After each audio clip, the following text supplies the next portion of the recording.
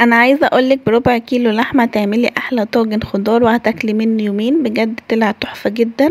انا جربته، ما كنتش ناويه ان انا اصور الوصفه دي، بس من حلاوتها قلت لا ان انا لازم اصورها، ولو طلعت حلوه هنزلها لكم. هي بصراحه ابهرتني وكانت طعمها حلو قوي، وانا فعلا هعتمدها. اول حاجه انا عصج اللحمه مع بعض، وطبعا احنا كلنا عارفين تعصيجه اللحمه بتبقى عامله ازاي. انا ما بحبش احط دهون كتير في الاكل، فحطيت سمنه كده بسيطه من طرف المعلقة اللي هي تمشيلي بس المقادير. فابتديت انزل بيها كده على اللحمة المفرومة، وابتديت اشوحها، ونزلت عليها بصلاية مفرومة، وابتديت ان انا اشوح كله مع بعض. في وك تاني حطيت فيه الخضار، جميع الخضار اللي انت عايزة تحطيه. حطيت كوسة وبطاطس وبسلة وفاصوليا وجزر وفلفل الوان، وابتديت بقى ان انا اشوحه بصلايه مفرومه، وحطيت فصين توم كبار مفرومين. بجد الفصين التوم المفرومين دول ادوا الطاجن في حته تانية، بجد كان طعمه حلو قوي. هبتدي بقى ان انا اشوح كل ده، اللي انا هشمعه بس على النار كده، انا مش هسويه. انا هخلي بس كل الخضار يتشمع كده من النار ويلمس النار ويديني كده لون تحميره او تحميصه حلوه. وهبهره ملح وفلفل وكمون وبهارات وتوم باودر وبصل باودر وبابريكا.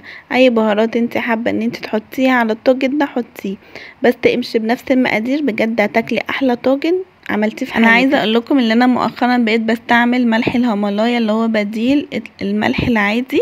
هو الفرق ما بينه ايه؟ اللي هو نفس بيدي نفس الافكت، يعني نفس الطعم وكده، بس هو صحي عن الملح العادي. هو بديل صحي للملح العادي، ملح الطعام العادي اللي احنا عارفينه. برضو ممكن تحطيه على السلطات، على الاكل عادي، على المخللات، على اي حاجه. هو بيدي نفس الطعم بس افيد. هو بيتجاب من السوبر ماركات الكبيره، يعني مش هتلاقيه في السوبر ماركات الصغيره. تعالوا بقى نرجع لوصفتنا. انا خلاص ابتديت ان انا اشوح كل الخضار مع بعض وبهرته. جبت بقى معلقه كبيره من الصلصه ودوبتها كده مع شويه ميه، وابتديت بقى ان انا اقلبها كويس، ونزلت عليها بالخضار. ابتدت تاخد غلوتين، وحطيت بقى معلقه صلصه برضو على اللحمه المفرومه، وابتديت ان انا اقلبها، وهي خلاص اللحمه المفرومه استوت معانا. انا طبعا ما صورتهاش، لان انتوا زي ما انتوا عارفين انا ما كنتش هصور الوصفه دي، بس بجد هي ابقرتني من طعمها، كان طعمها حلو قوي. فقلت ان انا الحق نفسي كده واصور لكم كام مقطع علشان اشاركها معاكم. هسيبها بقى تكمل سواها في الفرن. جبت الطاجن وحطيت فيه طبقه من الخضار، وطبقه من اللحمه المفرومه، وطبقه تانية من الخضار، وحطيت اخر طبقه لحمه مفرومه. وهبتدي ان انا اشغل عليها الفرن، وهسيبها بقى اللي هي تتحمر وتكمل سواها.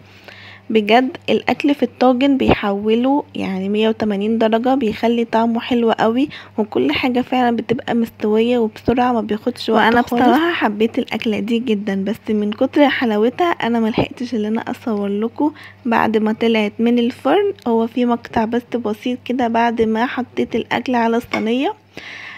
ملحقتش الصراحة، لان الريحة كانت خطيرة خطيرة خطيرة. وجربوا تحطوا فصين توم مع الخضار او مع اللحمة المفرومة، هيوديها في حتة تانية خالص. لو وصلت معايا بقى للمرحلة دي، ما تنسيش اللايك واشتراك في القناة وتفعيل زر الجرس، وتكتبيلي كومنت حلو منك يشجعني ان انا انزل فيديوهات اكتر وتشجعيني. بصوا بقى الحلاوة والشكل، بجد كانت رهيبة رهيبة رهيبة. وعملت جنبها شوربة لسان عصفور ورز كده بالشعرية، طبق سلطة حلو. وبس كده، ده يكون الاكل بتاعنا النهاردة. يا رب لو عجبكم ما تنسوش اللايك واشتراك، وباي باي.